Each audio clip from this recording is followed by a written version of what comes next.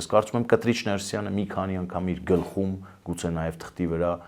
այդ որոշումը կայացրել ու հանձնել է։ Գնալն ավելի ծանր է։ Որոշ ուժեր ուղղակի թույլ չեն տալիս Կտրիչ Ներսյանին։ Ինչու ինչն է խանգարում։ Գնալը ծանր է լինելու Առնվազն ես կարծում եմ Ռուսաստանի Դաշնությունում հատուկ ծառայությունները նրա եղբորը կմորթեն ու կուտեն։ Իսկ Արշակ Սրբազանի հետ կապված ո՞րն է խնդիրը, որովհետև գիտեք, նաև Կոտայքի թեմի առաջնորդն էր հարցազրույց տվել եւ ասել, որ հենց այս ալիքը բարձրացավ այն ֆոնին, եւ որ երբ որ պարզվեց, որ այդ տեսանյութերի իսկությունը ճշմարտություն են այդ տեսանյութերում արտացոլված, դրանից հետո անգամ Գարեգին Բ-ն չի շտապել հեռացնել Արշակ Սրբազանին, ավելին ասել է մայրաթորը կկործանվի, եթե Արշակը հեռանա։ Հիմա ինչու՞մն է խնդիրը, այս կապը որտեղ է։ Սամվել Խաչատրյանը Կտրիչ Ներսյանի պարանոցն է, Կտրիչ Ներսյանի արյունատար գլխավոր երակն է, Կտրիչ Ներսյանի աջ ձեռքն է ու այդպես շարունակ։ Սամվել Խաչատրյանը